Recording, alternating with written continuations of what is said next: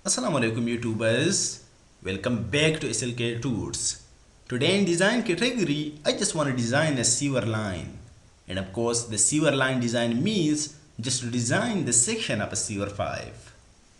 And as you know, the section of a sewer pipe is maybe just quite simple, I think. Nothing will be just challenging in this, right? So let's do it. But before starting the design calculation, I just want to spend a little time with sewer pipe types. And remember, sewer pipe may have section in different shapes. Just look at this guy. Look at the section of this pipe. Of course, this is just circular section. So the sewer pipe may be known just by circular sewer pipe. If you take the half of this guy, of course you can get just the semicircular sewer pipe. What do you say about this one? Of course, it's rectangle in section, right? So the sewer pipe may be known just by rectangular sewer pipe. And what about this one? Of course, it's an ellipse, right? So the sewer pipe may be known just by an elliptical sewer pipe. These are just the types, right? According to the shapes or sections. And what about this one? Oh wow! Just like an egg. The sewer pipe may be known just by an egg-shaped sewer pipe. I like egg, like in lunch में. And what do you say about this guy? Of course, this is just a basket handle sewer pipe, right? Because the shape in section is just like a basket handle. And what do you say about this guy? I like this guy, a hard-working guy. Alright, and the last thing, what do you say about this one? The horseshoe sewer pipe. Because the section is just like the horseshoe. Look at the right hand side of this picture. The horseshoe has been shown.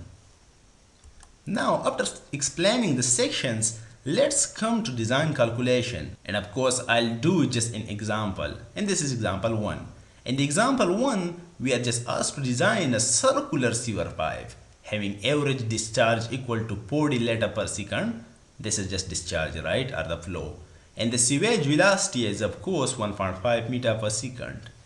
I think this data is of course just enough for design, right? So I'll just come straight into solutions or design. Look at the design terms, at the example terms. We are just asked to design a circular sewer pipe. So it means the section must be just a circular, right? Now what do you say about the design? What does design mean over here? Of course, just to determine the diameter of this sewer pipe. Because this is just a circle, right? So in the design solution, my approach will be just the diameter of this pipe. And for determination of this diameter, of course, I just need the pull discharge of this pipe. For pull discharge, I just need the maximum flow, right, of the sewage. And of course, the maximum flow is always equal to the average discharge, which is of course 40 liter per second, times 2 or 3. Let's say 3. But what's 3 over here?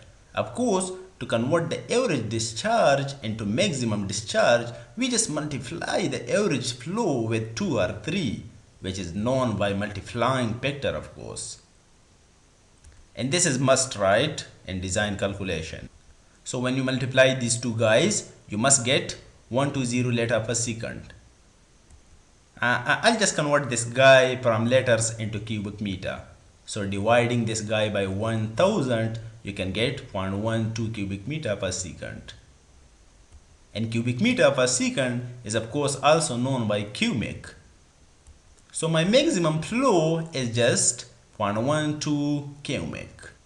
But with this flow, with the flow of 0.12 cubic, the sewer pipe will flow up to 2 by 3. And of course, we need to design the sewer just for full flow. What should I do now? And of course, this is quite simple. We'll just divide 0.12 by 2 by 3, right? So I can say the full flow will be just 0.12 times 1.5. 1.5 is of course 3 by 2, right? So you must get 0.18 cubic. And this flow will help me just finding the diameter of this pipe. Now if you are understood up to this, of course the diameter determination is quite simple, right? Remember, you may know about the discharge equals the cross-section area times the velocity. The velocity of sewage, remember?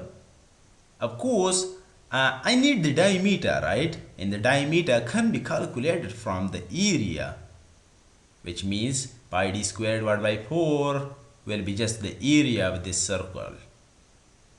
So I'll just divide both sides by velocity, right? I can get area equals the discharge divided by velocity. And plug and check in this equation, of course we can get the area equals the discharge. The discharge is known, right? 0.18, which is the full flow. So 0.18 divided by the velocity is also known, 1.5 meter per second. So dividing this guy by 1.5, of course we can get 0.12 square meter, because the area unit must be square meter. Now put the value just for the area, right? And remember, the section is just circular. So the area of a circle is just pi d squared divided by 4. Or you can say pi r square. So pi d squared divided by 4 equals 0.12 square meter. Remember, I only need the diameter. I don't need the pi divided by 4 with this diameter, right? So to remove the 4 from this guy, we just multiply both sides with 4. And remember, 4 will bam. Also, we just divide both sides by pi. Of course, pi will just bam. And we'll just get d square equals, when you do little mathematics with this right hand side, of course you can get 0.15 to blah blah blah blah. Now I don't need the d square. I only need the diameter, which is the d, right? So putting the square root on both sides, we can get, of course, d equals 0.39 blah blah blah blah meter. Or you can say d equals 39 centimeter. Say this is just 40 centimeter. So the diameter of the sewer pipe is just 40 centimeter.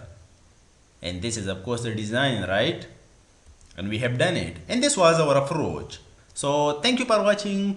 See you next time. And what? Nothing. Wassalam.